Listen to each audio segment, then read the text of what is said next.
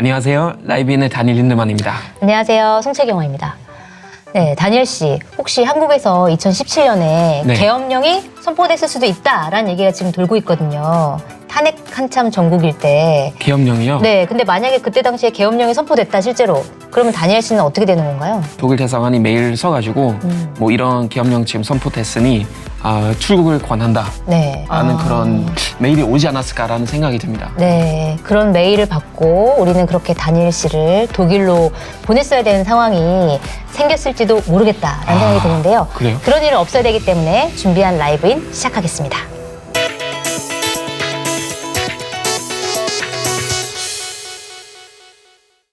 네, 2017년 3월이었죠. 박근혜 전 대통령의 탄핵을 앞둔 시점에서 계엄령에 대한 내용이 들어있는 계엄령 문건이 작성이 됐다라는 것 때문에 작년에 한참 화제가 됐었는데요. 이름하여 촛불 계엄령 문건이라고 부르는데 이게 다시 또 화제가 되고 있습니다. 최근에. 네.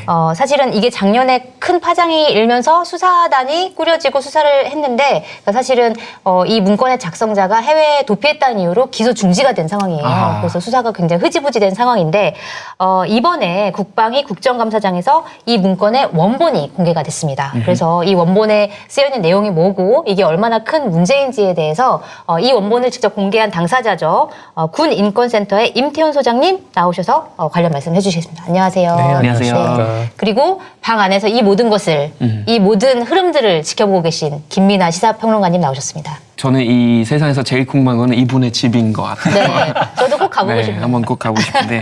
근데 저도 사실 작년에 그 계엄령에 대한 뉴스를 왠지 놓쳤어요. 네. 놓쳤는데 이제 이번에 알게 되면서 정말 깜짝 놀랐습니다. 계엄령이라는 것은 과연 어떤 의미인가요? 계엄령은 이제 전시나 또는 소요 사태가 벌어졌을 때 네. 도저히 경찰력으로 모든 것을 이제 공권력으로 커버할 수 없을 때 네. 이제 비상계엄이나 이제 그런 준하는 이제 비상대권이죠. 그러니까는 입법, 사법, 행정이 모두 정지되고 모든 권한은 대통령에게 위임되는 겁니다. 그래서 법원도 군사법원이 장악하게 되고 네. 검찰도 그 군검찰이 장악하게 되고요. 그래서 모든 것을 그 대통령이 지휘하게 되는 비상시국 사태를 말하는 네. 겁니다. 네. 예. 조금 부연하자면 네네. 계엄이라고 할 때 그게 있잖아요. 동네 계엄이 있고 전국 계엄이 있고 뭐 이런 식인데 동네 계엄 위수령? 그러니까 지역 부분 계엄. 지역 네. 부분 네. 계엄을 위수령이라는 할 수도 것도 있고 위수령도 위수령은 있고. 좀 다릅니다. 네, 그거는 이건 개념이 달라요? 다릅니다. 네. 네. 그러니까 근데 이제 위수령은 모법이 없기 때문에 대통령이 시행하면 되고 계엄은 법이 있기 때문에 시행하되 국회가 해산할 수 있는, 그러니까 국회가 해제할 수 있는 권한이 있어요. 네. 네. 그게 조금 다르죠. 아, 그렇군요. 그러니까 계엄이라는 게 동네가 뒤숭숭하면 네. 예를 들면 한겨레 기자들이 불충하게도 나라님한테 반란 일으켜가지고 뭐 이렇게 됐다라고 네. 할 때 뭐 마포구에서 소화할 수 있는 정도의 얘기면 네. 마포구에만 이제 계엄령이 내려지는 거죠. 그러면 이제 마포구에는 군이 와서 계엄사가 구성이 돼서 네. 군이 와서 이 상황을 정리를 합니다. 왜냐하면 말씀하셨듯이 경찰이라든지 네. 마포구청이라든지 이런 분들은 여기 한겨레 당해낼 수가 없기 때문에 네. 와가지고 군이 와야 됩니다. 네. 그럴 경우에도 어쨌든 이 동네에서만 이제 그 계엄사가 이제 모든 거를 지휘하는 것이고 전국의 단위에서는 그건 뭐 국방부가 위에 있어야 돼요. 그런데 만약에 이 계엄의 단위가 전국으로 확대가 되는 경우에 네. 전국으로 확대가 되면 전국을 이제 다 군이 이제 통제하는 거거든요. 네네. 그래서 그럴 경우에는 대통령 바로 아래 계엄사가 되기 때문에 그러면 이제 모든 부처나 뭐 여러 가지 정보기관이나 이런 것들도 직간접적으로 다 계엄사령부의 통화에 놓이는 것이죠. 그렇게 해서 군이 이 나라를 운영하게 해준다라는 게 계엄령이고 그래서 역사적으로 보면 예를 들면 미국에서 뭐 남북전쟁을 하지 않습니까? 네. 남북전쟁을 했을 때 남쪽 사람들이 졌잖아요. 네. 그 사람들이 남쪽 사람이 졌음에도 불구하고 원래 이제 그 미국이라는 큰 연방에 반기를 들었던 사람들은 그대로 이제 남아있는 거잖아요. 그래서 가서 군정이 그 동네를 지배를 했거든요. 북쪽에서 온 북군의 군정이. 그런 형태가 이제 계엄령인 거죠. 이번 계엄령 문건은 그러면 전국 단위 계엄령이라고 보는 전국 건가요? 단위라고 보시면 되고요. 그리고 처음으로 한국에서 계엄이 선포된 것은 여순 사건 때입니다. 계엄법이 없음에도 불구하고 지역 개념으로 계엄을 아, 선포하고 네. 지역 계엄 사령부를 광주에 두고 그때 사실은 그 학살에 가까운 나쁜 짓을 했죠. 네. 그러니까 여순 사건은 그 제주도 4.3 사건을 진압을 거부한 사람들이 반란을 일으킨 것이고, 네. 그 진압군이 사실은 40대 이하로 징직 가용한 연령의 남성들을 무차별로 재판 없이 네. 학살을 한 사건입니다. 아. 시민들이 가장 많이 아는 건 광주 네. 광주 그렇죠. 민주화 네. 운동을 진압한 게 그 계엄령이죠. 네, 그렇군요. 작년에 이미 이 계엄령 문건이 보도가 됐잖아요. 네. 보도가 됐고 발표가 됐는데 작년에 나온 계엄령 문건과 그다음에 이번에 국방부 국감에서 발표하신 계엄령 문건이 좀 서로 다른 문건이라고 얘기를 하던데 이게 네네. 어떻게 다른 거고 그다음에 이번에 어떤 과정을 통해서 이제 국감에서 그것들을 원본을 공개하게 되셨는지 좀 설명을 부탁드립니다. 그 병력을 이동하는 이동로가 네. 기존 문건에는 없고요. 그 다음에 추가되는 것이 뭐 강화문이나 이런 일대에 네. 국회나 이런데 병력을 배치하고 탱크를 배치하도록 되어 있는데 네. 그거보다 더 확대된 신촌, 대학로, 서울대 그리고 서울을 진입할 수 있는 톨게이트 네. 그리고 우리 순환도로들 내부 네. 순환도로들에도 다 배치해서 이제 차량 이동을 막고 네. 성산대교부터 성수대교까지 10개의 다리도 계엄군이 다 통제하게 되어 있습니다. 그러니까 탱크가 들어올 길을 어떻게 만들어낼 네. 것인지 그러니까 어디를 얘기하는 거죠. 통해서 병력이 이동할 것인가의 아. 이동 경로가 나와 있습니다. 무섭네요. 실행을 전제로 해서 만든 문건이라고 볼 수 있고요. NSC를 설득하기 위한 협의 작업을 해야 된다는 문건이 나와 있어요. 당시 네. NSC의 의장이 대통령 권한대행인 지금 자유한국당 황교안 대표죠. 그렇기 때문에 보고받았을 개연성이 높다라는 것을 추론할 수 있고 마지막으로는 포고령 위반하는 국회의원들을 적극적으로 검거해서 사법 처리한다고 나와 있거든요. 네. 그러니까 지난 문건에는 사법 처리를 애매모호하게 표현해 놨었는데 뭐 정적수를 미달시킨다 이런 식으로 했는데 네. 적극적으로 체포해서 사법 처리하도록 되어 있기 그러니까 때문에 계엄령이 선포됐다고 하더라도 이 계엄령은 안 돼 우리는 반대한다라고 하면 이거를 무산시킬 수 있기 때문에 그 반대하는 국회의원들을 잡아다가 가둬놓고 네. 반대를 못하게 만들려고 그렇죠. 하는 그런 네. 실행 계획까지 담겨 있다. 그러니까 이게 이제 새벽 1시에 예를 들어서 다니엘 씨 표정. 계엄을 아니 그건 제가 알고 있는 대한민국 아닌데. 제가 이제 또 이상한 얘기를 드리면 네. 계엄령이라는 것은 나라에 큰 힘이 났기 때문에 우리 멋진 군인들이 나라를 정상화시키기 위해서 하는 일이란 말이죠. 근데 감히 그것을 국회의원들이 손들어서 3분의 2 손들어가지고 계엄을 해제시킨다. 그러고 싶은 사람이 있다라는 것은 그 사람은 불순분자인 것입니다. 그렇기 때문에 적극적으로 그런 국회의원들은 속아내서 다 데리고 가서 때리고 짓밟고 괴롭히고 이렇게 해서 정신을 차리게 만들어줘야 됩니다. 아 지난번에 검사에 빙의해가지고 말씀하셨는데 이번엔 군인에 아니, 빙의해가지고 그렇게까지 오늘 하지 않겠습니다. 말씀을 해주시네요. 아니 정말 너무 충격적이에요. 지금 아까 신촌, 뭐 대학로, 서울대 얘기하셨는데 뭐 학생 뭐 시위나 이런 거 다 밟아버리겠다는 그런 얘기잖아요. 그런 걸 염두에 두고 만든 것이죠. 그러면 그 문구에도 어떤 내용들이 담겨 있나요? 이제 예를 들면은 계엄이라는 것은 합참이 담당합니다. 합동참모본부라고 하는 것.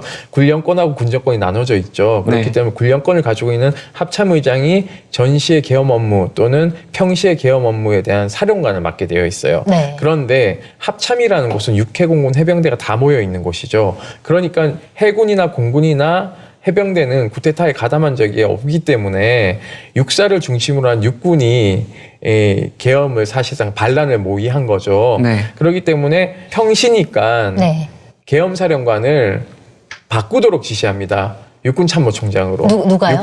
그 문건에 그 문건에 문건에? 나와요. 네. 그러니까 이걸 누가 지시하냐면 검토는 김관진도 하고 있고요. 네. 조현천 사령관이 2차례 지시를 해서 조현천이 당시 기무사령관이었고 네네. 그다음에 김관진이 당시에 국가안보실장이었죠. 국가안보실장이었죠. 그렇기 때문에 당시 장중구 육군 참모총장을 계엄사령관으로 하고 그리고 직제도 합참에서 다 작전과에서 하도록 되어 있어요. 문건도 만드는 것을. 네. 그러니까 이게 비밀이 새나갈 수 있으니까 이 작전 계획도 육본의 작전과에서 검토하도록 합니다. 아니 근데 이걸 자기네들 마음대로 그렇게 할 수 있나요? 그러니까 초법적이죠. 왜냐하면은 기무사는 사실상 반란군을 진압하거나 반란을 하는 것을 감시하기 위해서 기무사가 있는 것이거든요. 그런데 기무사가 반란을 일으키는 거죠. 과거 전두환이 기무사령관이 전신인 보안사령관을 했잖아요. 네. 그러니까는 박정희도 사실은 보안사령부의 전신인 특무대 출신이란 말입니다.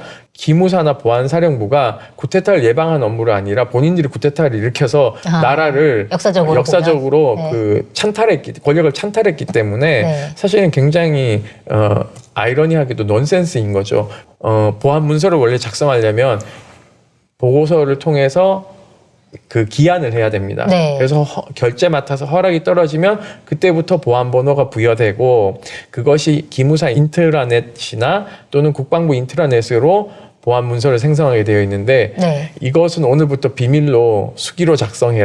그러니까 손으로 작성해라. 네, 손으로 작성하게 하고 그 다음부터는 비인가 받은 USB와 비인가 받은 컴퓨터를 가지고 몰래 문건을 작성합니다. 네. 그러고는 이게 들킬까봐 네. 5월 9일 날 문재인 대통령이 당선되니까 5월 10일 날 이 문건을 훈련 2급 비밀로 등재합니다. 영원히 못 보게 그제서야. 하려고 아. 제목도 바꾸고. 아. 예, 내란 음모를 획책한 거나 마찬가지예요. 근데 이런 주장에 대해서 네. 그 임태훈 소장님 제가 보니까 조선일보에 따르면 나는 새도 지금 떨어뜨리는 권력자시거든요. 제가요? 네, 암행어사 정도 그래서 네. 군대 앞에 가서 나 임태훈이 왔다 그러면 군대가 다 열리고 막 예, 모세의 기적이 일어나고. 그래서 자유한국당 모 의원은 임태훈 네. 소장님이 언제 군대에 갔는지 다 체크해가지고 보내라고 네, 막 그러고 군대 출입 기록을 요구하고 있더라고요. 네. 근데 이런 주장에 대해서 이 전에 이제 수사할 때 그리고 이제 그 박근혜 정권의 요직에 있었던 사람들의 말은 뭐냐면 기무사가 이렇게 뭐 반란을 획책하고 그런 게 아니라 당시에 국방부 장관이 네. 한번 알아보라고 시켰다. 그러니까 국방부 장관이 시켜서 잘 이제 뭐 어떻게 계엄령을 뭐 만약에 혹시라도 계엄령을 선포한다면 어떻게 되는 건지 어떻게 해야 되는 건지 여러분들이 좀 연구를 해보시고 특히 기무사가 한번 해봐 이렇게 해서 우리가 생산한 거지 우리가 반란을 일으키려고 한 건 아니에요라고 했었고 네. 제 생각에는 검찰 수사도 그런 방향이었던 것 같거든요. 그 검찰하고 군하고 같이 합동수사한 것도 2017년 2월 17일 날 네. 한민구가 지시한 게 아니라 그보다 일주일 전인 2월 10일 날 청와대에서 국가안보실장인 김관진과 조현천 기무사령관이 둘이 만납니다. 네. 그리고 만나고 난 직후 그 밑에 있는 장군을 불러서 오늘부터 수기로 이 문건을 만들라고 지시를 합니다. 네. 그러니까 이게 한민구 발이 아니라 네. 청와대 발이 되는 거죠. 김관진 정확히는 예, 그렇죠. 김관진 말이네요. 그래서 그러니까는 이렇게 되면은 윗선이 누군지를 밝히는 게 되게 중요하거든요. 네. 그러니까 결국은 키맨은 한민구가 아니라 조현천도 아니라 키맨은 김관진 전 안보실장인 것이죠. 그래서 이번에 군인권센터가 공개한 문건이 네. 이제 그 점이 좀 더 이제 명확하게 드러난 문건이었다는 거예요. 그러니까 그 전에는 네. 대략 돌아가는 판이 뭔가 뭐 한민구 전 장관 본인은 뭐 억울했을지 모르겠지만 약간 한민구 전 장관이 뭐 한 걸로 되는 뭐 그런 분위기가 있었는데 네. 만약에 그렇다고 하면 국방부 장관이 시켜서 한 거라고 하면은 약간 그래도 위법성이 조금은 덜해질 수도 있는 그림이었던 것 같아요. 그러니까 잘 몰라요, 만약에 저는. 소유 사태를 대비해서 만든 거기 때문에 자기네들의 내란 음모까지는 아닐 수 있었을 텐데. 네, 뭐 물론 그럼에도 그게 불구하고 아니다. 문제가 있겠지만 네. 하지만 뭐 이런 심각한 얘기는 아닌 걸로 가려고 했던 것 같아요. 분위기가 누구가 그랬든지. 그런데 이 뭐 새로운 문건에 따르면은 한민구 장관이 뭐 그런 이제 그 회의나 뭐 이런 데서 그걸 하기 전에 이미 네. 기무사령관하고 청와대에 있는 뭐 김관진 실장 등등이 만나서 이제 뭐 이 얘기를 논의한 걸로 보인다라는 문건을 이제 공개한 거죠. 네. 그래서 만약에 이 지시를 계엄령을 한번 준비해 보시고 뭐 한번 어떻게 해볼까라는 논의를 청와대에 있는 누군가가 했다라면 네. 그것은 지금 우리가 의심을 갖고 있는 뭐 더 심각한 문제가 될 확률이 크다는 거죠. 그것은 문건이 아니고 진술입니다. 아 진술? 네. 그 조현천 네, 조현천이 전 김관진을 기무사령관이- 만났다는 건 진술이고 네. 그보다 훨씬 전인 2017년 10월에 네. 계엄을 검토하라고 당시 행정관에게 지시한 것도 있거든요. 청와대 행정관에게? 예, 그렇기 때문에 또 하나의 과제가 요 기간 내에 무슨 무슨 음모를 벌였는지를 네. 저희가 확인해야 됩니다. 왜냐하면 문건이 지금 저희가 공개된 게 2건이지 않습니까? 네. 그런데 2개가 아니라 문건이 10개예요.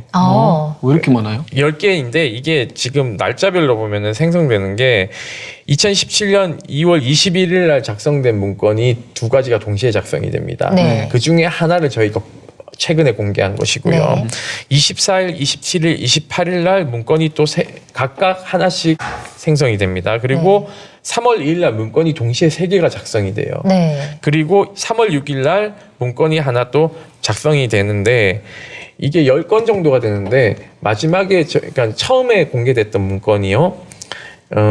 이석구 당시 기무사령관과 정권이 바뀌었을 때 송영무 장관에게 보고되는데요. 이 문건을 보고할 때 실무자가 이렇게 얘기합니다. 둘 중에 9번하고 10번 중에 어느 거 보고할까요? 이렇게 얘기해요. 그랬더니 10번은 너무 민감해. 하지 마라고 얘기하면서 9번을 했거든요. 누가요? 송영무 장관이. 당시 송영무 장관한테 보고하는 것을 뭘로 할 것인가, 기무사령관한테 보고하는 걸 왜냐하면 이 사람들이 저희가 2017년 3월 8일 날 위수령을 동원해서 먼저 촛불을 진압하려고 한다고 문건 없이 네네. 발표했거든요. 네. 그때 화들짝 놀라요. 왜 놀라냐면 본인들의 D-Day가 2017년 3월 8일이니까 네. 군인권센터가 뭘 알고 있는지 알고 네. 이제 너무 놀란 거죠. 그러면은 우리 이 문건을 보고해서 아무것도 아닌 것처럼 우리가 좀 미리 보고해서 물타기를 해봅시다라고 해서 숨기고 있던 USB를 가져와서 꽂아서 네. 이석구 사령관에게 보여줍니다. 그게 9번째 문건인 거예요. 네. 어쨌든 그 10가지의 버전을 다 보시지는 않으셨죠? 보진 않았고 검찰이 네. 그건 수사해서 확보해야 되는 거죠. 네. 어디에 무슨 문건이 어떻게 작성됐는지에 대한 네. 부분을 강도 높은 수사를 해야 되는데 지금 이 수사의 문제점이 뭐냐면요. 피의자의 말만 믿고 뚜껑을 덮은 것입니다. 네. 증거인멸 우려잖아요, 사실은. 그럼 사실 구속수사해야 되는 거죠. 아니 근데 이제 군사 2급 비밀이라고 하셨는데 그러면은 2급 비밀이라고 하면은 어느 선까지 공개되는? 통상적으로 비밀을 공개하려면 네. 비밀 문서를 해제하는 위원회를 열어서 거기서 의결을 통해서 해제해서 공개해야 되는 겁니다. 그렇기 때문에 얼마 전에 국방부가 그 처음에 공개한 것도 일단은 불법이지만 등재되어 있기 때문에 해제 업무를 하고 나서 그걸 국회에 갖다 줬거든요. 네. 네. 예, 근데 그 절차를 거치지 않더라도 이것은 불법으로 생성된 문건이기 때문에 많은 법률가들은 기밀 문서로 볼 수 없다라는 게 중론입니다. 어쨌든 이번에 그러니까 자유한국당이나 아니면 보수 언론에서 얘기하는 거는 이번에 공개한 문건에 오타가 있다. 기무사령관의 기자의 한자가 다른 한자다라고 얘기를 하면서 이거는 조작된 문건이다라고 주장을 하기도 하는데 이건 좀 어떻게 된 건지 저희가 설명해 주세요. 이제 문건을 받은 거에는 이게 제보자가 색출될 수 있는 어떤 표시들이 있어요. 비밀 그런 회의나 이런 걸 여는 기관들의 경우에는 프린트를 할 때 누구가 이 프린트를 받아갔는지를 알 수 있게 하는 무슨 장치들이 번호. 있대요. 컴퓨터로 필사한 거죠. 네. 그래서 그대로 만들려고 했는데 오타가 한 4개 정도 있어요. 네. 그래서 이제 제보자를 보호하기 위한 하나의 방편이고요. 자유한국당이 이것이 위조됐다라고 얘기를 하는데 그거는 사실과 다른 게 이 문건은 검찰이 가지고 있다라고 얘기를 했잖아요. 아 검찰이 이미 그렇게 그러면은 밝혔죠. 검찰이 가지고 있는 문건을 저희가 고의로 네. 이것을 위변조하게 되면 저희가 수사 대상이 되잖아요. 네. 네. 굳이 그럴 이유가 없다. 없다라는 거죠. 그것은 검찰의 해명에 의해서 금방 들통날 수 있는 거고 일부러 그렇게 오타를 내서 네. 다시 한번 노이즈 마케팅을 하기 위한 한 번 꼬았는 거 아니냐라고 네. 정말 음모론이 해석하는 많구나. 언론 기자들이 많더라고요. 네. 저한테 전화해서 소장님 일부러 그런 거죠. 라고 튀게 보이려고. 네. 그래서 마음대로 생각하시라고 네, 얘기했죠. 그렇죠. 그 지금 언론 보도만 보면 윤 소장님 우리나라의 모든 군을 지금 국방부 장관보다 더 힘이 센 사람처럼 막 나오고 있어요. 제가 이제 군부대를 가끔씩 방문을 합니다. 왜 방문을 하냐면 인권 침해 사안이 발생을 하게 되면 네. 그 사안을 해결하기 위해서 이제 방안을 하는데요. 네. 그 방문을 하게 되면은 지휘관들은 사실 다 좋아합니다. 왜냐하면 이것을 방문하지 않고 언론에 기자회견을 통해서 알리거나 이렇게 되면 굉장히 지휘관들이 위축되거든요. 그쵸. 네. 실제. 그리고 부대 운영에 있어서 본인이 잘못한 것들이 밖으로 드러나는 것을 싫어하기 때문에 오히려 저희가 가서 군 내부 인권 메커니즘이 적법적으로 절차가 진행될 수 있도록 조언을 해주고 오거나 피해자를 보호하는 원칙에 있어서 2차 가해가 없도록 이제 여러 가지 얘기들을 해드리고 오면 그 결정은 사실상 지휘관이 하는 겁니다. 네. 어떻게 보면 군에서 일어날 수 있는 여러 가지 사고를 예방하는 업무를 하는 것이지 네. 저희가 뭐 부탁되고 막 그렇게 쳐들어가는 건 아니거든요. 그러니까 모든 제보를 다 끄집어내가지고 우리가 이걸 발표할 거야 이러는 전혀 아니다. 그건 아닙니다. 네. 저희가 작년 한 해 1,200건이 넘는 사건이 들어왔는데요. 그 중에서 언론에 공표한 거는 10%도 안 돼요. 예, 그렇기 때문에 안 보이는 것들이 더 많은 거죠. 숨기는 걸 더 많이 한다고 보시면 되고, 제가 또 국방부 군인복무정책심의위원이라서 네. 최근에 이제 핸드폰 사용 같은 경우에 이제 우리 위원회에서 의결을 하거든요. 국방부 장관님 위원장이세요. 합참의장, 각군 참모총장, 해병대 사령관이 들어오고 민간위원 6명이 있는데 저는 이제 국회에서 추천해서 들어간 위원입니다. 그래서 여기서 이제 토론해서 의결을 하게 되면 기본권과 관련된 것들은 통과시키는데 이제 현장에서 병사들이 어떤 애로점이 있는지 그리고 또 시간을 얼마만큼 쓰는지 이런 것들을 이제 생생한 얘기를 들으러 가거든요. 또 지휘관들은 지휘부담이 어떻게 있는지 양쪽 얘기를 다 들으러 갑니다. 그럴 때도 군부대를 방문하거든요. 네. 그러니까 저희가 가는 게 합법적이지 불법적으로 무슨 막 위병소로의 위병을 막 엎어뜨리고 이렇게 들어가는 게 아닙니다. 그렇죠. 네. 네. 그 실행 날짜까지 지금 나와 있다고 하는데, 근데 그 실행은 지금 실제로 안 됐지만 어떤 상황에서 계엄령 실행을 좀 하려고 했던 거죠? 3월 10일이 탄핵 선고일이거든요. 네. 3월 10? 예, 3월 네. 10날이. 그러니까 3월 10날 이틀 전인 3월 8일 날부터 계엄령을 준비하기 위한 D-Day를 잡아놓고 있습니다. 아하. 왜냐하면 이들이 받은 정보는 탄핵이 기각될 것이다. 그렇게 되면은 촛불들이 반발을 할 거니까 네. 이것을 계엄령을 통해서 무력 진압하려고 하는 계획을 세웠으니까요.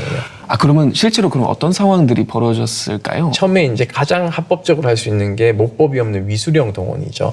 그럴 경우에는 수방사령관이 지역 위수 사령관이 되는 겁니다. 네. 그럼 청와대를 중심으로 동십자각이나 이 중심으로 하면 특별경비구역이거든요. 청와대 네. 주변이. 그럼 여기에 목책을 세워놓고 수방사 그 군인을 이제 배치를 하겠죠. 못 들어오게. 예, 못 들어오게. 그러면 시위대하고 수방사하고 부딪힐 거 아니에요. 네. 그러면 그때 무기를 탈취당하거나 또는 군인이 구타당하면 계엄으로 가는 반응. 이런 시나리오를 짰던 것이죠. 그때 당시에 만약에 시민들이 총을 뭐 빼앗지 않는다거나 이렇게 됐으면 사실은 계엄령이 선포 안 될 수도 있는 건가요? 아니죠. 그 시위대를 가장한 군인들을 투입시켜서 네. 유혈 사태를 일으킬 수 있는 준비를 다 할 수 있는 여건을 가지고 있기 때문에 그런 무력 충돌 사태를 우발하게 만드는 뭔가 그렇죠. 상황을 연출한다. 아니 그럼요.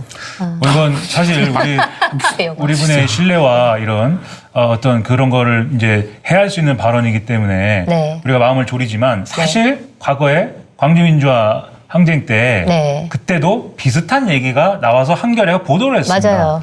이 사람이 언제부터 우리 시위에 같이 했는지를 잘 모르겠는 사람 또는 그 사람으로부터 포섭된 것 같은 어떤 우리 학교 선배 이런 사람들이 네. 괜히 과격한 어떤 이러한 행동들을 행동들을 하고.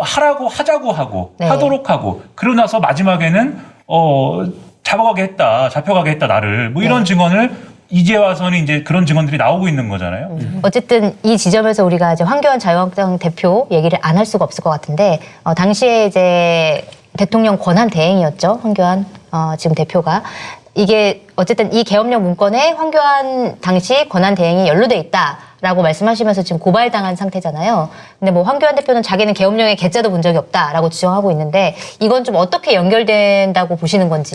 NSC를 4차례 이제 개최하는데 본인이 의장이기 때문에요. 네. 모든 보고를 받습니다. 네. 그러면은 통상적으로 국군 최고 통수권자였죠. 그 당시에는 권한대행이기 때문에 대통령의 직무대행이 아니라 권한대행이기 때문에 네. 본인이 모든 군을 통솔할 수 있는 자격이 있습니다. 그러니까 이 문건에 대해서 보고를 받았는지 안 받았는지 나는 계엄의 개짜를 모른다라고 해명할 일이 아니라 네. 4차례 NSC 회의에서 본인이 무슨 보고를 받았고 나는 이런 보고를 받지 않았다는 구체적인 본인이 진술을 해야 되는 게 하나 있는 것이고요. 네. 그리고 불기소 처분장을 보셨겠지만 피의자라고 분명히 네. 적시하고 있어요. 조사 받았나요? 황교안 씨는 소환조차 되지 않았죠. 소환 안 됐어요? 굉장히 잘못된 거죠. 네. 왜냐하면 황교안 당시 대통령 권한 대행이 연루되었을 개연성이 있는지 없는지를 검찰 수사를 통해서 밝혀줘야지만이 본인도 결백해질 수 있는 그렇죠. 기회를 보장받는 것이거든요. 네. 무책임하게 회피할 문제가 아니죠. 고소를 하시려면 본인이 하셔야지 왜 엄한 당을 시켜가지고 저를 고발하게 만드는지도 굉장히 비겁한 네, 본인이 직접 한 게 처사라고 아니군요. 생각합니다. 네. 예, 예. 마음이 아프네요. 명예훼손죄하고 그 다음에 이게 이 문건이 기밀인데 기밀을 이제 폭로했다는 이유인데 아. 이 문서는 앞서 말씀드렸듯이 보안 문서가 아니고 허위 등재됐기 때문에 네. 이 공문서를 허위로 작성한 등재한 것에 대해서 지금 기무사 TF 관련자들이 다들 수사를 받았고 재판에 회부돼서 1심에서 그 책임자인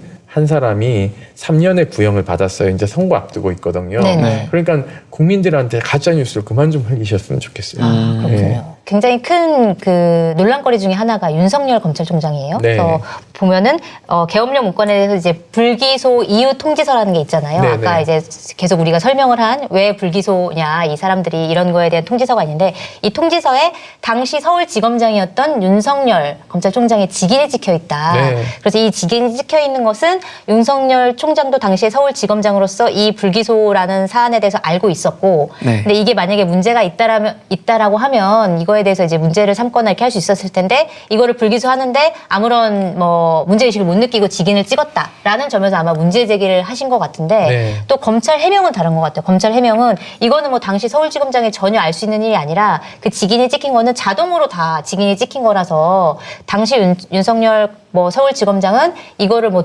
알지 못하는 상황이었다 이렇게 또 주장하고 있는데 이거는 좀 어떻게 특검은 법에 의해서 만들어진 거기 때문에 네. 중앙지검장이나 이런 소속이 없어요. 네. 그것은 보고할 의무가 없습니다. 뭘로서 이야기하냐? 이 사람이 혐의가 있으면 공판에 회부하면 되는 것이고 네. 죄가 없으면 무혐의 처분하면 되는 것이죠. 네. 네. 그런데 합수단은 대통령의 특명에 의해서 만들어졌기 때문에 이것을 컨트롤할 수 있는 건 결국 검찰총장이고 지검장이에요. 네. 법적으로도. 네. 보고 의무 없다? 그것도 말이 안 되는 거죠. 왜냐하면 VIP 관심 사안인데 검찰총장과 지검장이 보고를 안 받았다? 누가 믿겠습니까? 네. 도장이 왜 찍혔냐고 물어본 게 아니지 않습니까? 그죠? 윤석열 총장님이 알았냐고 물어본 거잖아요. 근데 네. 알았냐고 물어봤는데 도장은 자동으로 찍히고 그게 뭐 정결 사안이다 이렇게 얘기하는 건데 그건 뭐 그거 어떡하라고요? 그게 정결 사안인데. 직인을 찍은 건 네. 여기 찍힌 거는 네. 위임 정결 사안이다 이렇게 얘기를 하고 있고 네. 그리고 그것의 증거로 자기네들이 결재를 할 때 부장검사하고 차장검사, 검사장이 있는데 여기 빗금이 이렇게 그려져 있다는 거예요. 원래는. 근데 이걸 군인권센터가 지우고 네. 마치 고의로 결재권이 공개했다는 있는 거예요. 것처럼 근데 이거 공개했다. 상식적으로 생각해 보세요. 지우는 게 쉽겠어요? 그리는 게 쉽겠어요? 이 고발은 참여연대와 군인권센터 그리고 3명의 시민이 있기 때문에 그렇다면은 참여연대와 군인권센터와 이것을 법률 대리했던 법무법인 20이 셋 중에 하나가 지워서 네. 공개했다라는 것밖에 안 되거든요. 변명을 할 게 아니라 수사가 미진한지 검토해보겠다라고 해야 되는 게 검찰총장으로서의 책임 있는 자세라고 저는 보고 있는 것이죠. 네. 이번에 공개한 이 계엄령 문건은 언제 어떻게 입수가 된 건가요? 최초로 이제 2018년 3월 8일 날 이제 폭로했을 때는 문건이 없이 폭로했고 네. 제보를 저희가 2016년 17년 12월에 제보를 받았습니다. 네. 네. 근데 그- 늦게 터뜨린 거네요. 왜냐하면 네. 이것에 대한 진위 여부를 내부적으로 치열하게 좀 토론을 했어요. 이 제보의 신빙성이 있는가의 여부에 대해서. 근데 신빙성이 있다라는 결정적인 어떤 제보자의 신원이 저희가 이제 어떤 분인지 알게 됐고 구체적이어서 내부적으로 변호사들하고 검토한 결과 이거는 신빙성이 있다 판단하에 문건 없이 저희가 3월 8일에 폭로했고 네. 7월 달에 이철희 의원이 이것이 요약된 문건 5장을 발표합니다. 네. 그리고 저희가 그 다음 날 뒤에 발표하지 않은 군 병력 동원에 관한 것까지 해서 8쪽짜리를 저희가 병력 이동도를 보여드리면서 구체적으로 폭로를 한 것이죠. 그렇군요. 이것을 추가 폭로하게 된 것도 저희가 아까 얘기한 그 재판 있지 않습니까? 네. 그걸 모니터링하면서 계속 증거를 수집한 거예요. 아니 근데 그 수원에서. 피의자들은 기소 중지가 된 상황이고 나머지 재판은 또 뭐가 있었던 거죠? 기소 중지가 있고 네. 참고인 중지가 있어요. 못 네. 들어보셨잖아요. 기소 중지는 뭐 예, 그냥 뭐 예. 사람이 없으니까 그쵸, 그러려니 그쵸. 하는데 참고인 그쵸. 중지는 뭐. 예. 그러니까 네. 이건 누군가를 봐주려고 하는 검찰의 고육직책이지 않을까라는 생각도 듭니다. 최근에 국감장에서 또 새로운 문서를 원본을 공개를 하신 건데 국감장에 나가서 이제 공개하게 된 것도 사실은 뭐 예를 들어서 민주당 증인으로 나가서 이걸 공개한 게 아니라 자유한국당의 증인으로 불러가지고 나가면서 오히려 자유한국당에 거의 뒤를 치는 격으로 공개를 하신 걸로 알고 있는데 어떻게 된 건가요? 자유한국당에서 작년에도 국감 때 저를 불렀거든요. 네. 이 기무사 계엄령 관련해서. 인기인이셔요. 네. 그러니까. 그래서 이제 그때는 자유한국당이 저를 고발했기 때문에 형사소추관계에 있어서는 증인 출석을 거부할 수 있어요. 물론 거부했더니 저는 이제 고발해서 이제 그 국감 증인 안 나왔다고 고발당한 것도 또 하나 있긴 하거든요. 아, 그래서 네. 소환조차 하지 않았는데 올해도 또 이제 부르더라고요. 그러니까 올해 부른 목적은 저희가 공개하고 폭로함으로써 적폐청산의 피해자들이 양산됐다. 일 잘하고 있는 기무요원들이 퇴출됐잖아요. 네. 감원을 하면서 기무사 인력을 축소하면서 이름도 이상하게 바꿨어요. 안보 네. 지원사령부로 바꿨어요. 아, 네. 기무사 이름이 바뀌었군요. 그래서 그 퇴출된 분들을 이제 문재인 정권의 적폐 피해자들이다라고 해서 불러서 저를 이제 깔려고 네. 준비를 했는데 이 제보가 마침 들어와서 저희가 이제 들어가기 전에 기자회견을 하고 들어갔더니 이제 난리가 난 거죠. 그 문건은 지금 누구로부터 작성된 걸로 보세요? 그러니까 네. 누구의 지시냐는 수사를 해서 밝혀내야 되는 거죠. 네네. 일단은 조현천 당시 기무사령관이 실무자. 그러니까 뭐 직접 문서를 쓰진 기무사의 않았겠지만 총책임자니까는 실무 책임자이긴 실무 하죠. 책임자. 예, 네. 예. 그리고 이것을 명령을 누가 내렸는가는 또 다른 차원의 문제인 거죠. 네. 제가 그 음모론을 또 음모론 전문 네, 음모론. 집에서 상상한 거. 네. 기무사령관이라는 직책이 박근혜 정권에서 좀 부침이 많았어요. 향경욱 사령관이 초반에 당시 김관진 국방부 장관과 박흥렬 경호실장과 그다음에 김장수 국가안보실장과 이런 군 출신 요직에 있는 분들이 자꾸 군인사에 개입을 하고 혼란스럽게 만든다고 그래갖고 보고서를 만듭니다. 보고를 받으신 분이 네. 예? 이게 좀 이런 보고가 왔네. 그리고 당사자들한테 다 보여줘요. 그래서 장경욱 네가 기무사령- 이랬다며 말하면서 장경욱 기무사령관이 그 파워게임에서 날아갑니다. 이후에 오신 기무사령관이 지금은 돌아가신 이재수 기무사령관인데 네. 흔히들 박지만 라인이다라고 했죠. 그 당시에 이제 박근혜 대통령, 박근혜 정권의 초창기 권력 구도는 정윤회, 최순실 대 박지만과 뭐 이런 라인들의 대결인 것 같다라고 저 같은 호사가들이 네. 많이 얘기했거든요. 음모론으로. 네, 네. 음모론으로 네. 아무 근거 없이 상상만으로. 근데 그런 싸움이 기무사령관이라는 자리를 두고 벌어졌던 거 아닌가를 생각하게 됐어요. 근데 마지막에 이재수 기무사령관이 충분히 그 자기의 임기를 자기 할 일을 하지 못하고 다른 데로 가요. 그리고 등장한 게 조현천 기무사령관입니다. 네. 근데 이 조현천 기무사령관과 관련해서는 그때 말이 많았던 게 소위 말하는 뭐 알자회 소속이다 뭐 이런 얘기 많이 나왔어요. 알자회가 뭐죠? 그게 군내의 무슨 조직인데 알고 지내자. 예, 알고 지내자는 그러니까 옛날에 하나회 비슷하게 서로의 그 사조직, 어떤 예. 예. 관계들을 막 형성해가지고 네, 뭔가를 그렇죠. 만드는. 사조직이죠. 그래서 그 알자회는 누구와 그러면 아주 밀접한 관계냐라고 했을 때는 우리 최통령님 일당들과 밀접한 관계일 것이다라고 추정을 했단 말이죠. 그러면 우리가 상식적으로 추론할 때 지금 탄핵이 뭐 기각이 된다고는 하지만 어쨌든 탄핵 뭐 위기이고 박근혜 전 대통령이 최대의 정치적 위기를 맞은 상황에서 그 최초의 지시는 누구로부터 왔는가를 추론해 본다면 그것은 어떤 종류의 비선 라인에서 왔을 거고 네. 그것은 최통령들과 그 일당들 아닐까라고 제가 집에서 생각했습니다. 아. 우리 김관진 실장에 대해서 우리 정유라 씨가 한 말이 있어요. 아저씨라 그랬나요? 우리 아버지인 정윤회 씨를 막 네. 형님이라고 부르고 그랬다. 그러면 그 초창기 구도에서 김관진 실장은 어느 쪽이었는지 우리가 추정 가능하지 않습니까? 박지만 쪽이었겠습니까? 무슨 뭐 정윤회 쪽이었겠습니까? 물론 정윤회 씨는 나중에 최순실하고의 파워게임에서 밀려서 뭐 네, 이혼했잖아요. 이혼당하시지만 네. 그 이혼당한 이후에도 김관진 실장은 권력을 계속 유지했잖아요. 네. 뭐 누구 편이었겠습니까? 그리고 조현천 기무사령관을 김관진 실장이 만나가지고 뭐 이러저러한 얘기를 했을 거다라고 지금 추정하고 있는 거 아닙니까?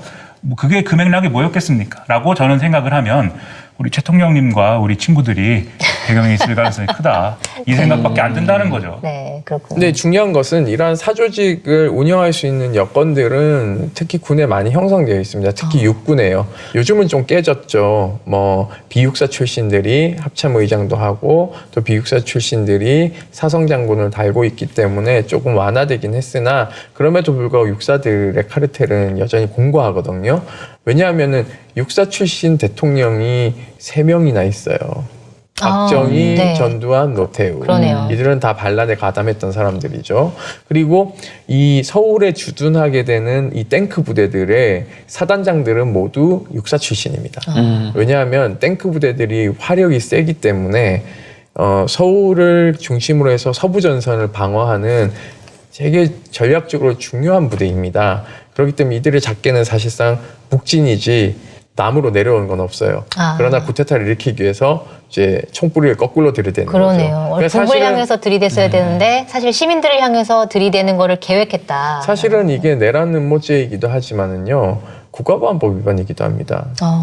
적을 이롭게 하는 이적행위인 거죠. 네. 사실은. 이제 한국 역사를 보면 사실 뭐 현대사를 훑어만 봐도 이제 보통 뭐 군사 정권, 그다음에 쿠데타, 계엄령 같은 단어들이 자주 나오긴 나오는 것 같은데 김인하 씨 혹시 그거 조금 좀 요약해 주실 수 있어요? 여기 저한테 써서 주더라고요. 여기 좋죠. 네, 우리 제작진들이 읽지 또 마시고요. 준비를 되게 잘해가지고 아까 뭐 임 소장님 말씀하셨듯이 뭐 여순 반란 아니지 그 여순 뭐 그 여순 사건, 사건. 예. 예. 여순 사건 이런 데서부터 이제 뭐 그런 일들이 있었고 뭐 예를 들면 6.25 전쟁이라든지 그다음에 그 이후에 사실 4.19 혁명 뭐 이런 일들도 뭐가 앞지고 뭐가 후에 아무튼 그런 일들에서도 사실 계엄령이라는 게 선포가 되고 그랬습니다. 네. 근데 우리한테 이제 그 익숙한 계엄령은 역시 그 광주 민주화 항쟁 때 그쵸. 그때 이제 계엄령이죠. 그때는 이제 그 박정희 전 대통령이 흉탄에 맞아 야수의 심장을 쏜 그 흉탄에 맞아가지고 유명을 달리하시고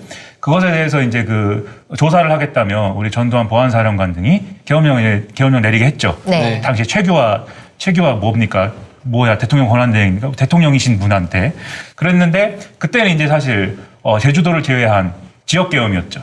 거기까지 했기 때문에 사실 계엄사령부의 힘이 그렇게 쓰지 않았는데 그때 이제 뭐 여러모로 그 당시에 무슨 뭐 시국이 불안정해지고 뭐 이렇지 않습니까? 그리고 전두환이라는 보안사령관의 마음속에는 꿈이 있었어요. 내가 이 국면을 활용해서 한번 군을 한번 크게 휘둘러서 대권을 한번 잡아봐야 되겠다. 그래서 계획을 세웁니다. 이 계엄령을 제주도까지 확대해서 전국 계엄으로 만들고 그 다음에 자기가 이제 한 손에 이 나라의 모든 권한을 틀어쥐고 그걸 기반으로 해서 한번 대통령이 돼봐야 되겠다. 그 계획을 세워서 그래서 이 비상계엄을 확대해야겠다는 그런 계획을 세워요. 그리고 이행을 할 것이다 라는 소문이 서울에 쫙 퍼집니다. 네. 그래서 서울에 있는 대학생들이 죄 모여가지고 서울역 앞에서 엄청난 규모의 이제 시위를 한 거잖아요. 네. 그런데 이제 그게 이제 뭐 집에 가느냐 마느냐를 놓고 논쟁을 하다가 이 집에 가는 게 돼서 네. 집에 갔고 그리고 나서 이제 그러한 이제 여러 가지 흉흉한 소문들이 지역으로 퍼지면서 사실 광주에서 이제 그 계엄군하고 충돌이 벌어진 것이고 그래서 이제 광주민주화 항쟁으로 이어진 거죠. 그리고 신군부는 예상대로 그 계획대로 비상계엄 이제 확대한 것이고 전국 단위로 확대한 것이고 이에 따라서 당시에 이제 김대중 전 대통령이라든지 이런 좀 문제적 인물들을 예비 검속해서 다 이제 가택연금을 시킨다든지 이렇게 잡아가고 뭐 이렇게 하는 과정을 그때 이제 했던 거죠. 그래서 계엄령이라는 거를 어떻게 하면 대권을 잡고 싶은 어떤 군인이 이용할 수 있는가를 가장 잘 보여준 게 이제 당시에 이 12.12 사태로부터 이어지는 이 계엄령입니다. 그렇군요. 그 이후로는 계엄령이 한 번도 발효된 적이 없는 거죠? 80년 민주항쟁 때 계엄을 선포하려고 문건을 87년도에? 예, 87년도에 네. 문건을 작성했었죠. 그거는 이제 MBC가 보도를 해서 단독으로 한번 보도한 적이 있죠. 당시에 특전사령관과 군부에서 반대해가지고 네. 그 문건은 실행으로 이어지지 않은 것이죠. 김대중 대통령이 당시 5.18을 내란 선동으로 해서 네. 이제 내란의 수괴로 잡아가거든요. 네네. 그래서 군사재판에 문익환 목사님하고 이런 분들이 헌병이 막 체포하고 있는 사진들이 이제 우리가 찾아볼 수 있는데요. 그렇다면 이번 계엄이 만약에 성사가 됐다면 그러한 촛불을 내란으로 몰고 내란의 배후에. 수괴는 누가 됐을까요? 그건 지금 문재인 대통령이죠. 예. 최악의 경우에는 그렇게까지 그렇죠. 될수 있다. 정치적 정적을 제거해야지만이 장기 집권이 가능하거나 집권당이 손쉽게 세울 수 있는 사람만을 후보로 해서 대통령 선거를 치를 수 있게끔 하는 상황이 연출되었을 개연성이 매우 높죠. 네. 최선의 경우도 있을 수 있습니다. 네. 그게 4.19 혁명의 사례인데 그때 이제 계엄군들이 시민들하고 이렇게 막 시민들을 진압하고 일방적으로 막 이렇게 공격하고 이런 일들이 있었죠. 근데 하다 보니까 아닌 것 같았거든요, 계엄군들이. 이게 네. 좀 아닌 것 같아요. 그리고 계엄군들도 군인이긴 하지만 어쨌든 대한민국 국민이고 집에 가면 시민 아닙니까? 그렇죠. 네. 그래서 나중에는 계엄군이 무력화돼요, 그냥 시민군에 의해서. 무력화되고 오히려 시민군들을 보호해주는 어떤 역할도 자기들이 막 하게 됩니다. 지난 이제 2017년 촛불을 떠올려 보면 그때 우리 요절복통, 박통령, 최통령의 요절복통들이 지지율이 4%였잖아요. 4%. 그랬죠. 이것은 만약에 실행이 됐으면 군인들부터가 그리고 이 장교들부터가 아마 말을 안 들었을 가능성도 있다. 그리고 실제로 대선 때 보면은 당시에 추미애 대표가 이 계엄령 얘기를 하잖아요. 네. 이런 좀 극단적인 것까지도 대비해야 된다. 그래서 조선일보라든지 이런 보수 언론들이 저 책임 있는 공당의 대표가 이런 유언비어 하나 퍼뜨리고 다닌다 막 이렇게 했는데 그때 뭐 사실로 다 드러난 거 아닙니까 지금? 그런데 추미애 대표는 그러면 그 얘기를 어디서 들었을까? 그것은 임 소장님이었을까요?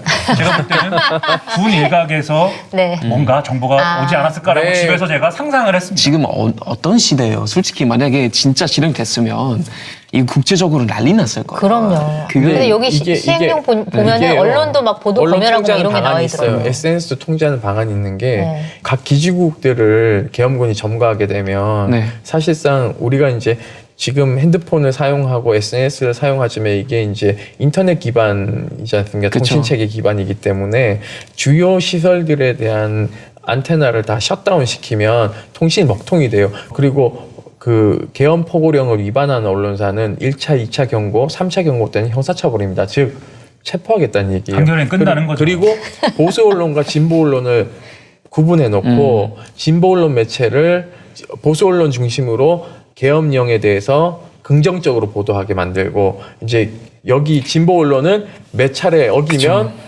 체포하거나 폐간시키는 방향이기 그러니까 때문에 그 언론의 자유도 아예 완전히 이렇게 파괴되는. 네네 그리고 그렇죠. 외국 그런 외국 상황이죠. 기자들도 통신이 안 되니까 네. 이거를 전달할 수단이 없고 뭐 그렇죠. 약간 이런 식으로 그리고 되는 또 외국 통신 뭐 외국 언론인들은 추방하는 방안들이 있는 것이죠. 그러면 저 같은 이제 온라인 테스트로 지정된 그 단호한 좌파 외국인 방송인들도 온라인 이제 테스트 했더니 단호한 좌파로 나왔어요. 네, 우리 단호한 식구셔요. 좌파로 좌파 식구. 나왔는데 우리 좌파. 그런 방송인들도 이제 추방 그렇겠네요. 막 그랬겠네요, 그렇죠? 이게 실제로 뭐 실행이 된다라고 하면은 각 사단의 하부 지침 명령서 이런 게 내려가야 된다고 하더라고요. 네, 근데 이게 맞습니다. 실제로 내려갔는지 혹은 실행을 하려고 하는 어떤 움직임이라든지 이런 것들이 혹시 더 있었는지 그런 게 좀 궁금해요. 육군본부 작전과가 이것을 계엄에 대한 부분을 검토했기 때문에 네. 실행 단계까지 염두에 둔 문건도 있을 것이라고 저희는 추정하고 있습니다. 기무사령관은 통상적으로 야전 부대를 방문하지 않습니다. 왜냐하면 네. 야전 부대에는 모든 기무부대가 다 있기 때문에 기무사령관은 기무사령부에서 정보보고를 많이 받고 야전을 가지 않아요, 통상적으로. 왜냐하면 지휘관들이 되게 부담스러워하거든요. 특이한 점은 쿠데타를 일으킬 수 있는 부대, 그러니까 이 문서에 등장하는 부대 두 곳을 방문합니다. 굉장히 네, 이례적이죠. 이례적으로 예. 근데 이 방문을 해서 무슨 얘기가 오갔는지를 알 수가 알 없어요. 수가 없어요. 그러면은 한국 자유당에서 지금 뭐 최악의 어떤 정치 공작이라고 이제 얘기한 것 같은데, 근데 여당인 민주당과 국감 전에 이 건에 대해서 미리 이야기를 좀 나눴거나 뭐 논의한 거 있나요 혹시? 사전에 그 의결된 거는 뭐냐면 합의된 거는 작년에 여야가 11월 달에 청문회를 개최하기로 국방위에서 합의를 했습니다. 원내대표들 간에. 무슨 청문회요? 이 문건과 관련된 기무사 네네. 계엄령과 관련된 청문회를 사실은 이제 청문회는 열리지 않았거든요. 그래서 지금 자유한국당은 이제 궁지에 몰린 거죠. 왜냐하면 민주당은 지금 청문회 열자고 하고 있고 네. 이제 자유한국당은 거기에 대해 대답을 하지 않고 있어요. 왜냐하면 작년에 합의를 했으니까. 네. 그래서 저는 청문회를 통해서 이 사건에서 밝혀지지 않은 부분들을 조금 더 드러내게 만들어야 된다고 생각하고 있고요. 아울러서 그것이 명명백백하게 드러난 것들이 사실이면 검찰에게 이 수사를 맡기는 게 아니라 특검을 통해서 강도 높은 수사를 해서 네. 명명백백하게 어디까지 반란을 획책했는지에 대한 부분을 네네. 국민들 앞에 공표해야 된다고 생각하고 있습니다. 사실 아까 처음부터 계속 얘기를 했지만 이 사건이 이제 지금 기소 중지가 된 상태. 그러니까 뭐 피의자로 지목된 조현천 전 기무사령관 같은 경우는 기소 중지. 그 다음에 다른 참고인들 같은 경우는 참고인 중지, 다 박근혜, 중지. 황교안 네. 뭐 이런 사람들은 다 참고인 중지죠. 중지가 네. 됐어요. 근데 이 기소 중지, 어쨌든 참고인 중지가 된 이유도 이 기소 중지가 된 이 조현천이라는 사람이 미국에 가서 소재를 파악할 수 없으니 이 사람 얘기를 듣고 여러 가지들을 파악을 해야 되는데 지금 없어서 파악할 수가 없으니 기소 중지, 이 사람들도 참고인 중지 이렇게 된 거잖아요. 근데 이게 좀 약간 말이 안 되는 게 내란 음모죄라는 건 굉장히 큰 범죄고 네, 그렇죠. 그다음에 지금 미국에 가 있다는 사실을 알면 미국에 뭐 인터폴 수배 요청을 해가지고 범죄인 뭐 인도 조약에 예, 조약 따라서 뭐 이런 거 다 있잖아요. 예. 왜 못 잡아오는 건가요? 미국 땅이 아무리 좀 넓다 하지만 사실상 유럽도 작지 않거든요. 근데 정유화를 잡았잖아요. 네. 그리고 오늘 보니까 뭐 윤지호 씨에 대한 체포영장이 발부됐고, 아, 캐나다에 있는? 예, 네. 인터폴을 통해서 뭐 또는 범죄인 청구를 통해서 하겠다라고 적극적으로 지금 경찰이 나서고 있지 않습니까? 이에 반해서 사실 아무것도 하지 않고 있어요. 그러니까는 저는 의지가 없다. 네. 검찰의 의지 박약. 네. 수사의 이다라고 의지가 보는 없다. 거죠. 네. 한 가지 조치한 거는 여권 말소밖에 하는 게 없습니다. 여권 말소되면 어떻게 되는 거죠? 불법 체류자 신세가 되는 거죠. 아. 근데 미국 땅 넓어가지고요. 네. 불법 체류해도 안 잡혀갑니다. 유럽도 마찬가지죠. 이럴 때는 트럼프 믿어야죠. 지금 정치권에서 앞으로 이 문제를 어떻게 풀 거라고 예상하고 계세요? 내년 총선까지도 이어질 개연성이 매우 높지 않을까라는 생각을 가지고 있습니다. 그래서 자유한국당도 사실은 본인들이 위헌정당이 될 수 있는 부분에서 본인들하고는 연루되지 않았다는 것을 명백히 밝히기 위해서라도 사실은 특검에 응해야 된다라고 생각하는데, 만약에 특검에 응하지 않고 청문회도 응하지 않는다면 내년 총선까지는 정치 공세가 계속 이어질 거라서 네. 네. 자유한국당으로서는 표를 잃는 우를 범하지 않을까라는 생각을 가지고 있습니다. 네. 우리 또 그러면- 정치 평론 잘하시는 우리 김이나 저는 평론가님. 뭐 같은 생각이지만 약간 뭔가 약간은 다른 얘기를 해야 저도 목숨을 부지할 수 있지 않겠습니까? 뭐 똑같은 얘기만 해갖고 잘리는데, 사실 뭐 제가 정부 여당의 어떤 요직에 있는 사람이면 이거 부담스러울 수도 있거든요. 어떤 점에서 그러냐면 결국은 군에 어떤 종류의 타격을 주는 거지 않습니까? 뭐가 됐든 간에. 이게 정권 초반에는 어쨌든 우리 육사 출신들, 말씀하신 것처럼 육사 출신들의 적폐가 있기 때문에 그런 것들을 어쨌든 좀 정리하는 차원에서라도 육사 출신들을 요직에 안 쓰고 다 뭐 억울한 기분 들게 뭐 만들었을 수도 있어요. 근데 이제 정권이 뒤로 갈수록 그런 것들이 좀 부담스러워지기 시작하지 않을까라고 저는 생각을 해요. 그 예를 들면 자유한국당이 사실 뭐 되지도 않는 일을 하잖아요. 박찬주라는 사람을 또 영입을 해가지고 뭘 한다고 하다가 지금 뭐 자기들끼리 싸우고 있지 않습니까? 네, 그 뭐죠? 그게 괜히 안 무슨 돼. 그 얘기죠? 공감병 갑질로 유명하신 대장님 있으세요. 아. 그분을 총선에 출마시킨다고, 천안에 출마시킨다고 영입을 한다고 그래갖고 난리인데, 어떤 시그널이겠어요, 자유한국당이? 첫째는 이제 그 적폐청산 때문에 억울한 일을 우리가 당하고 있다라고 생각하는 보수 유권자들을 향한 어떤 그런 시그널이기도 하지만, 둘째로 군의 어떤 그 계열로 본다면 우리 육사 출신들, 그리고 육군 출신도 억울하지 않냐? 라고 얘기하는 거일 수도 있잖아요. 근데 그런 점들이 부담스러운 얘기들이 쌓여가면서 어려울 수 있는데, 그런 거에 굴하지 말고 밀어붙여서 이 사건의 실체를 알았으면 좋겠다, 이런 생각입니다. 2016년 말부터 박근혜 전 대통령 탄핵을 외치는 촛불 집회가 굉장히 크게 일었었는데요. 이때 촛불 집회는 굉장히 평화로운 집회로 전 세계적으로 굉장히 유명세를 탔죠. 그래서 독일, 감사합니다. 독일의 공익재단으로부터 2017 에버트 인권상을 받기도 했었는데요. 에버트가 누구예요, 도대체? 에버트가 누군가요? 에버트 프리드리히 에버트인가? 저도 잘 모르겠어요. 알아보고 다음 주에. 네. 자막으로. 린덴만산으로 중요했어요. 린드만 다니엘 상으로. 인권상. 린덴만상으로. 네. 네. 어쨌든 기무사가 이 촛불 집회를 포함해서 이 촛불 집회가 폭력적으로 변하길 마치 기다리듯이 계엄령을 준비하는 문건을 작성한 거는 어떤 의도로 봐야 되는지에 대해서 굉장히 의심스러운 얘기들을 오늘 나눠봤는데요. 다시는 이런 일이 일어나지 않도록 우리 모두 좀 두 눈 똑바로 뜨고 좀 살펴봐야 되지 않겠나라는 네. 생각을 해보게 됩니다. 네, 오늘 말씀해주신 군인권센터의 임태호 소장님 감사드립니다. 네, 고맙습니다. 그리고 김민아 평론가님도 감사드립니다. 집으로 한번 초대해 주세요.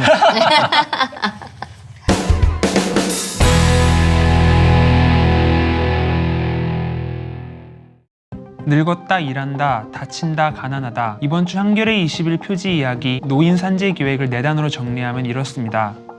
2018년 산업재해를 당한 60대 노인은 24,314명이었습니다. 전체 연령 중 2위, 50대에 이어 60대는 한국에서 가장 산업재해를 많이 겪는 연령층입니다. 기사를 쓴 저는 이 수치가 이상하다고 느꼈습니다. 한국의 법적 정년은 60살입니다. 정년을 넘긴 나이에서 왜 이렇게 많이 다치는 걸까? 그 전에 왜 이렇게 많은 노인이 일을 하는 걸까? 답을 찾는 건 어렵지 않았습니다. 65세 이상 노인의 빈곤율은 한국이 OECD에 속한 35개 나라 중에서 가장 높습니다. 사회로부터 받는 공적연금은 가장 적고 일하는 노인은 가장 많습니다. 민간기업에서 50살이면 대부분 나가야 합니다. 그렇게 밀려나간 사람들은 단순 노무직으로 재취업을 하는데 대부분 비정규직이고 하청업체 소속입니다. 젊은 시절보다 더 열악하고 위험한 환경에서 장시간 일을 하죠. 노인은 법적으로도 온갖 차별을 받습니다. 근로기준법, 산재보상보험법, 기간제법, 고용보험법 등 각종 법에 노인 예외 조항이 있습니다. 그렇게 평균 70살 이상까지 일을 합니다. 거기에다 세계에서 가장 빠른 고령화율, 한국에서 노인 산업재해가 엄청나게 증가하는 현실은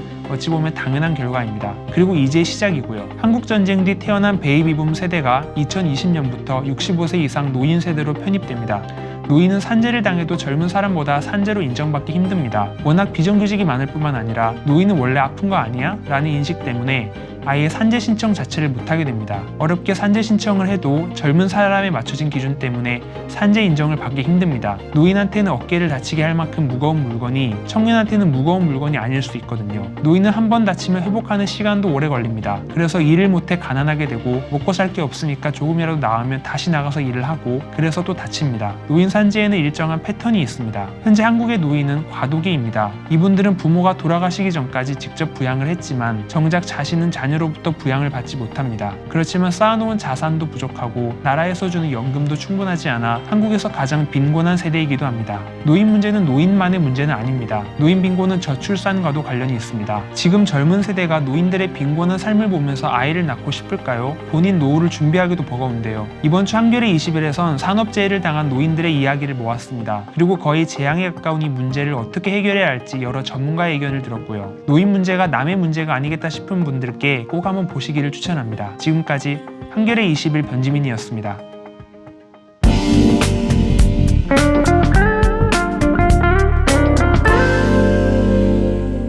오늘도 어김없이 찾아온 주성철의 언더더씨입니다. 언더씨 왜 안 하세요? 손짓만 했네요. 조심히 잃었어요. 편집장님, 왜 이 영화를 고르셨나요? 영화가 너무 어려웠어요. 네. 너무 옛날 영화고. 기억령이라는 영화는 어떤 영화인지 좀 소개 부탁드립니다. 1970년대에 만들어진 작품인데 사실 한국에서는 93년인가 94년에 아마 개봉했을 거예요. 네.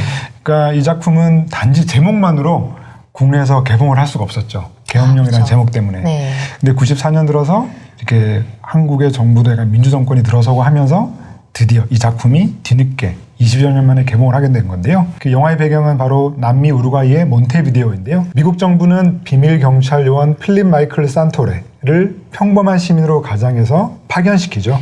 이것은 우루과이에 대한 미국의 정치적 개입을 위해 계속되어 온 일인데요. 그러나 일명 투파마로스라 불리는 우루과이 민족 해방 전선은 그를 납치해서 미 정부의 음모를 밝혀내려 하죠. 네. 투파마루다는 산토레가 워싱턴 경찰학교 소속으로 남아메리카 독재 정권의 경찰관들을 반정부 세력에 대비해 조직적으로 훈련시키는 책임자임을 알게 되고요. 이런 사실들을 언론사에 공개합니다. 하지만 미국 정부는 오히려 산토레를 희생시키고 조직의 비리를 감추려고 들죠. 영화를 네. 유튜브 들어가서 봤는데 영어인 줄 알고 봤는데 다 불어로 된 거예요. 그래서 그 줄거리를 이제 찾아봤는데 와 무슨 스파이 영화 진짜 미션 임퍼서블하고 약간 좀 비슷한 그런 스파이 네, 영화 맞습니다. 느낌도 있고요. 최근에 공개됐던 박찬욱 감독의 리틀 드러머 걸 같은 작품하고도 조금 네. 유사성이 있죠. 그러니까 1970년대라고 하는 이 야만의 시대를 잘 그려낸 작품인데요. 그러니까 지금 우리가 생각해보면 이 영화 속에서 그려지는 그 납치, 네. 고문 같은 일들이 과거의 일처럼 느껴지지만 사실 최근에 벌어지고 있는 일부 국가들에서 벌어지고 있는 일들을 보고 있으면은 이게 진짜 과거의 일이 아니라 지금도 언제든 우리가 이 감시의 끈을 놓고 있으면 언제든지 벌어질 수 있겠다라는 생각을 이 작품을 보면서 하게 됐습니다. 그런 깊은 뜻이 있으셨죠. 그렇죠. 1970년대, 80년대 하면 지금은 그 정치 영화라는 표현을 잘 안 쓰거든요. 네. 그런데 이때는 정치 영화 혹은 사회파 영화라는 표현이 굉장히 일상적이었고 그런 작품을 만드는 거장 감독들이 많았죠. 그래서 이 작품을 만든 코스타 가브라스 감독은 이른바 정치 영화의 거장이라 불리는데요. 올해 부산국제영화제에서도 초청이 돼서 박찬욱 감독님과 오픈 토크 시간을 가지기도 하셨죠.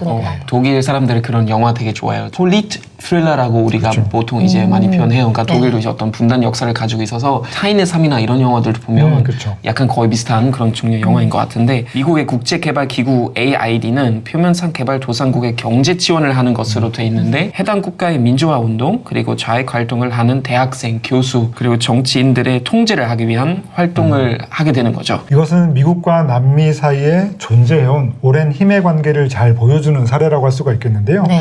최근작 중에서도 시카리오라고 하는 작품이 저 있었는데요. 봤어요. 예, 시카리오도 보고 있으면은 사실 남미의 그 이른바 마약왕이라고 불리잖아요. 네. 네. 이런 사람들을 사실상 미국 정부가 관리해온 것으로 네, 드러나잖아요. 맞아요. 네. 그런 것들을 보고 있으면 정치뿐만 아니라 뭐 마약 그 외의 물건들에 이르기까지 이 미국이라고 하는 나라가 네. 얼마나 이 남미 그리고 최근에는 동북아 정세에 이 밑에서 얼마나 이런 물밑 작업들을 해오고 있는지 잘 보여주고 있는데요. 그래서 이 작품에서도 보면 이 이브몽땅이 연기한 이 주인공이 사실 오랜 시간 보이지 않는 사람으로 활동해 온 거잖아요. 네. 그런 것들을 보고 있으면 그 이브몽땅이라고 하는 배우는 사실 굉장히 뭐 가수 겸 배우로서 되게 유명하고 세련된 역할을 많이 맡았던 사람인데 처음 등장했을 때는 굉장히 그렇게 보이죠. 이브몽땅이 굉장히 멋지게 나오는구나라고 생각했는데 그의 이 이면에 숨겨진 있는 비밀들이 하나둘씩 까발려지는 그런 맞아요. 구조를 가지고 있죠. 전기 고문하는 장면이라거나 뭐 이런 장면들이 막 가감없이 나오고 건물 안에 있는 사람 다 나와라고 한 다음에 나오면 나오자마자 다 총으로 쏴서 죽인다든지 이런 좀 잔인한 장면들이 나오는데 이게 보면 이제 실제 사건을 모티브로 한 영화라고 그렇죠. 하더라고요. 네, 우루과이에서 있었던 실제 일들을 이제 모티브로 해서 그려진 작품인데요. 네. 이 작품에서 굉장히 무시무시했던 장면들이 사실은 되게 무심하게 그려져 있어요. 네. 예를 들면 대학 강의실처럼 보이는 곳에서 그 앞에 나와 있는 사람들이 고문을 하나씩 이렇게 기술들을 보여주는데 네. 앉아 있는 사람들 중에 되게 그냥 무심히 그냥 보고 있는 사람들도 있고 네. 또 나중에는 이 뭐 토하러 가는 사람도 있잖아요. 그렇죠. 고문 기술자들이 나중에 이렇게 뒷짐지고 있는 사람한테 가서 네. 이 전기 충격기를 대보는 장면도 있거든요. 맞아요. 네. 처음에 그 전기 네. 충격기 가져온 다음에 이거 그렇죠. 새로운 거네 한 다음에 실험 삼아 이렇게 되고 마치 맞아요. 그 고문 신상 네. 그런 표현 써질지 모르겠는데 네, 고문 기술의 그 신상품을 테스트하듯이 네. 그런 장면들을 보고 있으면 와 그들에게는 이것이 그냥 장난과도 같은 일이구나라는 생각이 들어서 이 시대가 얼마나 야만의 시대였나라는 생각을 하게 되죠. 그 산토레와 그 투파마로스 그 조직원이 나누는 대화도 사실은 되게 인상적이었는데 이렇게 얘기를 합니다. 너네들이 도대체 원하는 세상이 뭐냐라고 이렇게 얘기를 하니까 이 조직원이 이렇게 대답을 하죠. 당신 같은 사람이 필요하지 않는 세상이다 이렇게 대답을 하는데 좌파 우파 이렇게 싸우는 그런 장면들이 좀 잘 드러난 게 아닌가 이 대화로. 이 시기에 만들어진 수많은 정치 영화들을 보고 있으면요 장르적인 재미보다는 이 서로 대립되는 이념들을 마치 교과서처럼 네. 예, 티티카카라고 하죠. 그런 식으로 주고받는 식으로 그려낸 작품들이 굉장히 많은데요. 핵심이 바로 그것이죠. 당신 같은 사람이 필요하지 않은 세상이라고 하는 것이 굉장히 중요한데 네. 바로 그 이브몽땅이 그런 역할을 잘 해낸 것 같아요. 이브몽땅이라고 하는 존재가 왜 저렇게 근사하게 그려져 있을까? 그게 바로 그 시간이 흘러가면서 그 어떤 우리가 몰랐던 전혀 예상치도 못했던 존재의 실체를 까발리는다는 점에서 저는 이브몽땅이라고 하는 그 주인공이 네. 미국에서 단지 파견되어 온 인물 이상으로 미국이라고 하는 나라 그 자체를 상징하고 있는 것은 아닐까 예, 그런 생각을 해보게 되죠. 영화의 마지막 장면은 산토리의 뒤를 이은 미국의 AID 직원이 비행기에서 내려서 거기 이제 사람들하고 인사하고 차를 타잖아요. 네. 이제 투파 마로스 청년들이 계속 그 사람을 여러 가지 앵글에서 네. 이제 쳐다보면서 영화가 끝나잖아요. 이런 어두운 역사가 이제 반복된다라고 하는 것을 지적하고 있는 것 같은데요. 네. 그러니까 이 작품을 보면서 산토레라고 하는 인물이 처음 봤을 때는 굉장히 근사하고 신사적인 사람처럼 보이지만 그 실체가 어떠한지는 초반에 거의 드러나거든요. 네. 그런데 이 사람이 후반부로 가면서 그 실체가 벗겨진 걸 떠나가지고 결국에는 새로운 사람으로 대체되는 것을 보고 있으면은 저 사람도 나름의 이유로 국가에 헌신했겠지만 사실 네. 소모품처럼 다뤄지고 있는 모습을 보고 있으면은 굉장히 소름 끼치거든요. 맞아요. 그래서 사실 이 작품을 보고 있으면은 계속 그 여러 인물들이 내뱉는 대사들이 굉장히 중요하죠. 그러니까 네. 기자도 그런 얘기를 해요. 기자회견에서 아무 말도 해주지 않는데 뭘 받아 적습니까? 뭘 씁니까? 라고 얘기하면 네. 이 기자에게 당신이 택할 것은 두 가지밖에 없다. 쓰든가 이해하던가. 그러니까 안 쓸 거면 그냥 가만히 있어라 라고 네. 하는 것이고요. 네. 또 이 고문의 시대를 얘기를 하면서 한 여성 의원이 고문의 시대를 끝내야 된다. 라고 이렇게 지적하는 장면도 있고요. 네. 또 마지막에 처음부터 이 정부는 제 위치에 있지 않았습니다. 라고 하는 대답을 보고 있으면은 사실 이 좋은 시대를 만들기 위해서 더 나은 국가를 만들기 위해서 수많은 사람들이 계속 발언을 하고 있지만 결국에는 마지막에 이르러서 또 다른 누군가가 와서 또다시 반복되겠구나. 네. 그 역사는 끝나지 않겠구나라고 하는 그런 암울한 비전을 제시하고 있죠. 참 많은 생각을 하게 만드는 그런 영화였던 것 같은데요. 70년대 초반 영화이지만 언젠간 그런 시대가 뭐 올 수도 있잖아요. 그래서 그렇지 않기 위해서 우리가 좋은 이념을 가지고 활동해야 될 것 같습니다. 자, 언더더시의 시청자 이벤트가 있죠. 책 소개를 해드릴게요. 딸에 대하여라는 책을 썼던 김혜진 작가가 이 작가가 응시한 한 남자의 조용한 비극을 다룬 소설 9번의 1이라는 책입니다. 한겨레 출판사 제공으로 문제의 정답을 보내주시는 10분께 책을 보내드리도록 하겠습니다. 문제 드리겠습니다. 이 영화의 배경이 되는 나라는 어디일까요? 1번 우루과이, 2번 우루사, 3번 우리 찾자, 4번 우리나라 좋은 나라. 우리 찾자냐 우라차차. 아, 우라차차구나. 죄송해요. 안 마셔본 차라서. 다시 한번 말씀드릴게요. 자, 1번 우루과이, 2번 우루사, 3번 우라차차, 4번 우리나라 좋은 나라. 자, 정답 보내주실 곳은 honeytv@honey.co.kr이고요. 보내주실 때는 꼭 주소와 전화번호 그리고 성함을 남겨주시면 감사하겠습니다. 오늘 언더더시 영화 편집장님께서 마지막으로 한마디로 정리를 좀 해주시죠. 야만의 시대를 끝낼 수 있는 것은 영화의 마지막에 우리가 볼 수 있었던 깨어있는 시민들의 날카로운 간시의 눈길이라고 하겠습니다.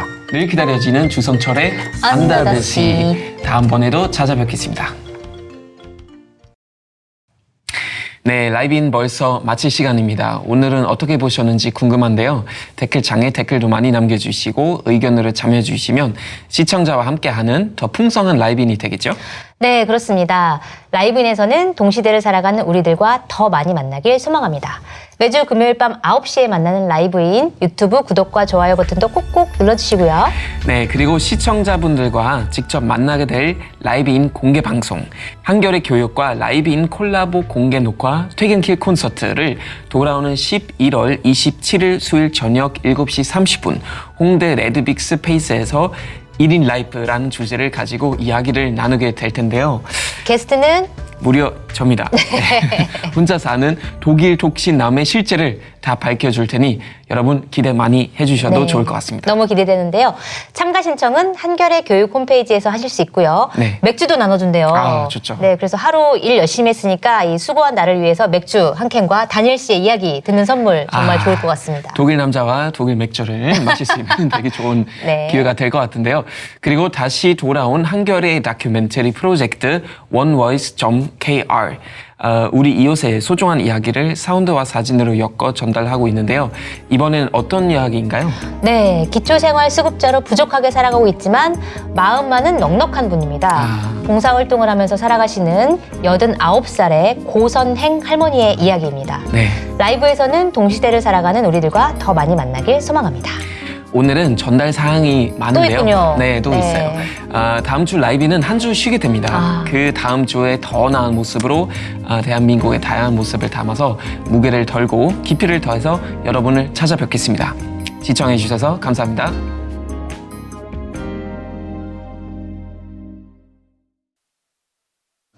저는 고선행입니다.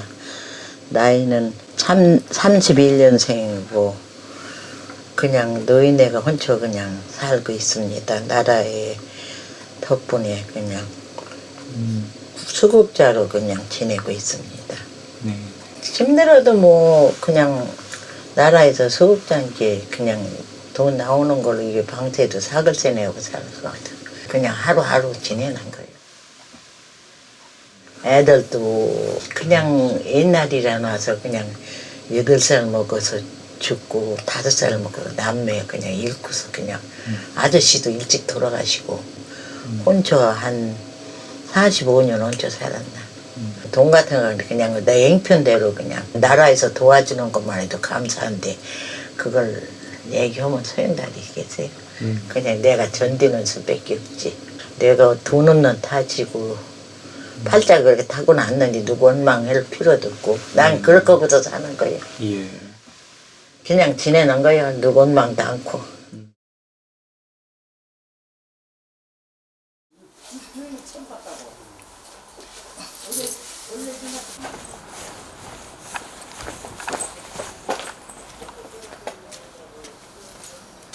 저 윤비사랑방에 가서 장사도 하고 저녁 학기 해먹을 때도 있으면 거기서 밥도 먹고 오고 좋죠. 노인네들이 이렇게 같이 의지하고 봉사도 해주고 어려운 사람도 도와주고 밥도 해주고 팔순잔치도 해주고 그런 거 다 했어요.